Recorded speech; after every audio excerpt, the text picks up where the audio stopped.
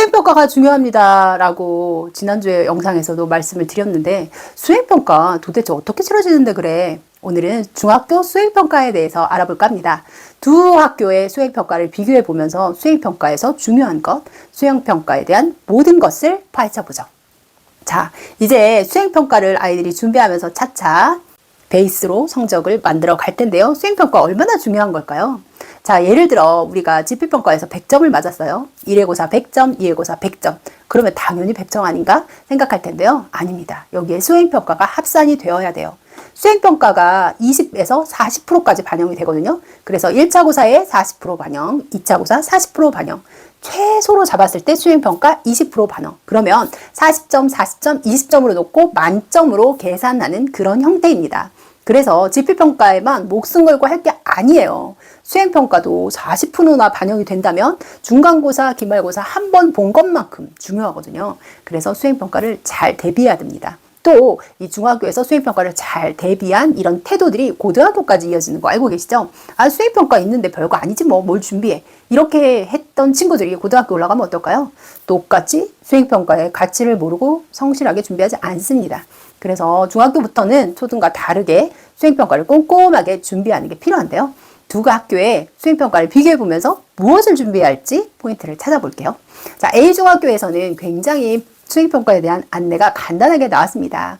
우리 자녀가 다니는 학교에서도 수행평가 안내를 홈페이지에 게시하게 되어 있어요. 그래서 우리 아이의 수행평가는 어떻게 구성되지 정도 비율 정도는 눈치채실 수 있을 텐데요. 조금 더 자세한 부분까지 알아볼게요. A중학교는 1학년 1학기 100% 수행평가로 진행한다. 올까요? X일까요? A중학교뿐만 아니라 모든 중학교에서 O입니다. 네. 1학년 1학기는 지필평가가 없죠. 그래서 중학교 1학년 1학기는 100% 수행평가로만 진행이 됩니다. 이 점을 참고를 해주시고요. 아, 2학기부터 제대로 된 지필평가가 있어서 1학기 때는 좀 살살 보내도 되지 뭐 라고 생각하시기보다는 1학기에서 수행평가를 어떻게 작성하고 준비할지 확실하게 잡아둬야 수행평가는 베이스로 갑니다. 베이스를 깔고 거기에 지필평가를 더해간다고 생각하시고요. 1학년 1학기부터 수행평가 성실하게 준비해보세요. A중학교는요. 국어에서는 수행평가 비율이 40% 정도 됩니다. 그런데 내용을 살펴보면 독서 감상문과 희곡 쓰기가 포함됩니다. 1학년부터 벌써 감상문 쓰기가 시작이 되네요. 사회는요. 서술형 평가, 논술형 평가가 40% 반영이 됩니다. 그러면서 보고서 쓰기가 주를 이루고 있어요. 그리고 3학년에 올라가면 역사, 논술을 2번이나 보게 되네요. 수학은요. 형성평가, 과정평가를 위주로 평가를 하고요. 과학에서도 서술형 평가로 수행평가가 반영이 됩니다. 영어는 듣기평가가 반영되고요. 쓰기와 읽기 과정을 통해서 수행평가를 완성하는 구조네요. 비율만 나와 있기 때문에 정확하게 어떤 평가가 이루어지는지 조금 아리송하시다면 좀 더 자세하게 설명되어 있는 B중학교의 수행평가를 살펴볼게요. B중학교는요. 국어에서 수행평가 영역을 살펴보면 서술형, 논술형 평가가 2번 있습니다. 결국은 1학년 1학기에 2가지 글을 써내야지만 수행평가를 완성한다는 거예요. 100% 수행평가로만 진행되는 게 1학년 1학기잖아요. 그래서 2가지 글을 써야지만 50점, 50점에서 완성도 있게 100%, 100점이 완성됩니다. 사회에서는요. 스탬프 여행 안내지 제작과 지속가능한 도시 발표하기, 해양 문제 해결 방안 글쓰기를 수행평가 영역으로 잡고 있습니다. 수학은요. 서술, 논술, 포트폴리오, 프로젝트까지. 과학은 실험탐구와 과학 논술, 포트폴리오가 60%를 차지합니다. 네, 실험탐구나 과학 논술이 각각 20%인 거에 비해서 포트폴리오가 많은 비율을 차지하죠. 이것은 수업 과정 내에서 성실하게 얼마나 참여하고 있는지를 살펴본다는 거예요. 수행평가가 과정 중심 평가로 일컬어집니다. 수업 과정 내에서 얼마나 성실하게 참여했는지를 평가하는 것이기 때문에 포트폴리오가 수행평가에서 빠지지 않죠. 영어는요. 자기소개, 영화감상문, 포트폴리오까지 포함해서 수행평가가 진행됩니다. 2학년에서는 어떨까요? 2학년에서는요. 수행평가 비율이 국어에서 40%로 늘어납니다. 영역으로는 논술, 서술이 포함이 되고요.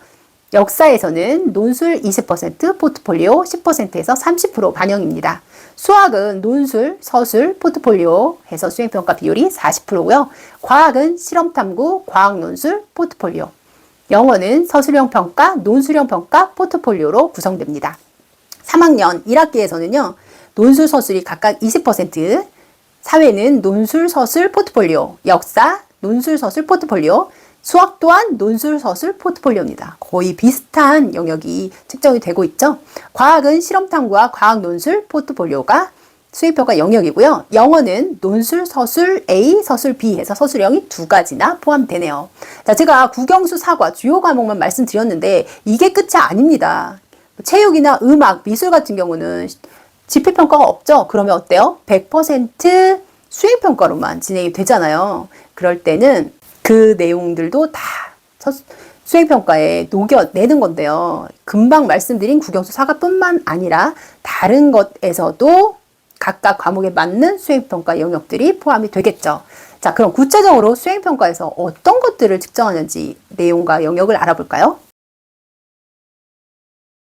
국어는요, 1학년에서 시 창작하기, 수필쓰기, 논술, 서술, 토의와 토론으로 문제 해결하는 글쓰기를 합니다.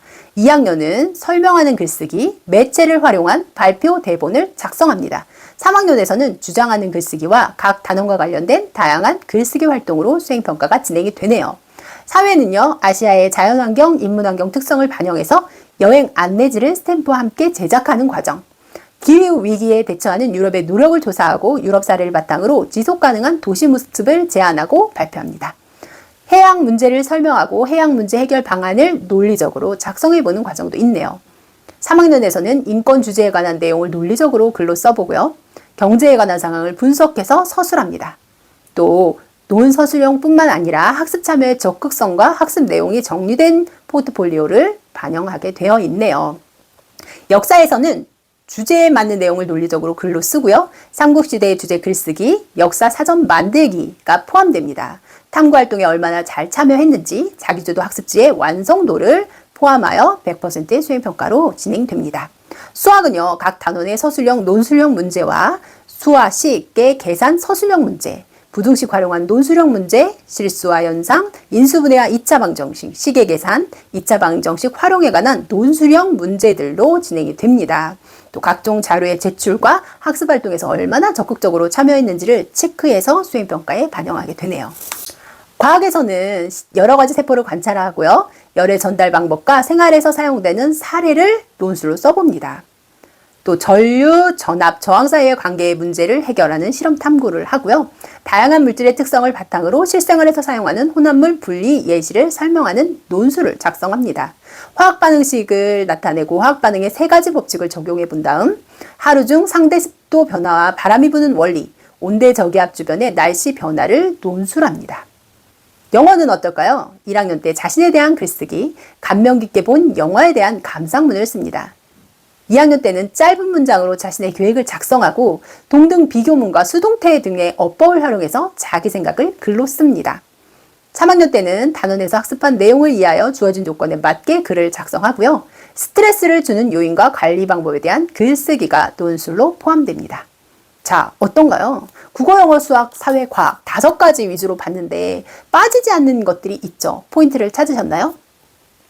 맞습니다. 논술형, 서술형 평가가 반드시 포함되어 있고 비율도 만만치 않습니다. 우리 아이들이 글쓰기 참 싫어하잖아요. 글 뭐를 써야 돼? 책도 안 읽고 글쓰기도 싫어하는 아이들한테 논술형, 서술형 수행평가가 주어졌을 때 아이들이 당황하고 다 채우지 못하고 빈칸으로 내는 아이들도 꽤 있습니다. 그래서 수행평가 초등 때부터 아니면 중학교 1학년 때부터 차근차근 준비해줘야 될 텐데요. 자, 오늘의 포인트는 3가지입니다. 첫 번째, 수행평가 비율 만만치 않다. 지필평가만큼이나 많은 비중을 차지한다. 다만 중학교에서는 깎는 수행평가보다는 어떻게든 만점을 주는 수행평가가 많아요. 왜냐? 지금은 수행평가를 연습하는 단계고 어떻게 하는지 익혀가는 성실성을 중요하게 생각하니까요. 고등학교에 가서 정말 변별을 위한 수행평가를 할 때 잘할 수 있도록 지금부터 차근차근 다져가는 과정인데 비율이 만만치 않으니까 성실하게 참여해야겠죠? 지필평가만큼 중요하다라는 포인트고요. 두 번째는요. 수행평가. 이제 뭐가 떠오르세요? 그렇습니다. 논술, 서술형이 대부분을 차지합니다. 지금은 20에서 40%지만요. 점차 논술형, 서술형 평가, 수행평가의 비율을 늘리는 방향으로 변화될 거예요. 고등학교에 올라가면 더 늘려가고 더 중요해질 겁니다. 글쓰기 만만하게 보면 안 되겠다. 글쓰기도 연습해야겠다. 라는 걸 알 수 있죠? 그렇다면 세 번째, 배경 지식이 필요합니다. 수업 시간에 배운 것만으로 다 성실하게 써내도 되지만 내 안에 배경 지식이 많이 있다면 그것과 수업 시간에 배운 것을 연결해서 조금 더 완성도 있는 글을 쓸 수 있겠죠. 그래서 글쓰기와 책 읽기, 배경 지식 꽉꽉 채우기가 꼭 필요하다라는 포인트를 찾을 수 있겠네요. 오늘은 중학교 수행평가 2가지 학교 예시를 보면서 무엇을 준비하면 좋을지 살펴봤습니다. 막상 수행평가를 준비하려면 잘 모르겠어요. 그리고 아이가 알아서 하겠지 라고 생각하는데요. 중학교 때 잘 다져놓은 수행평가가 고등학교에서 힘을 발합니다. 그래서 중학교에서도 조금 수행평가 보는 거에서 글쓰기와 배경지식 넣기 그리고 수업 시간에 집중해서 잘 참여하는 것 연습시켜 주시면 고등학교에서도 많은 도움을 받을 것 같아요.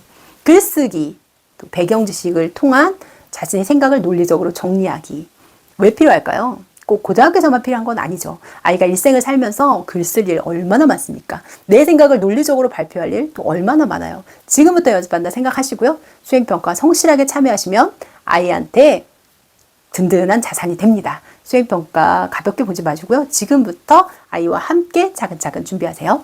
오늘은 수행평가에 대한 이야기였습니다. 중학탐구생활입니다.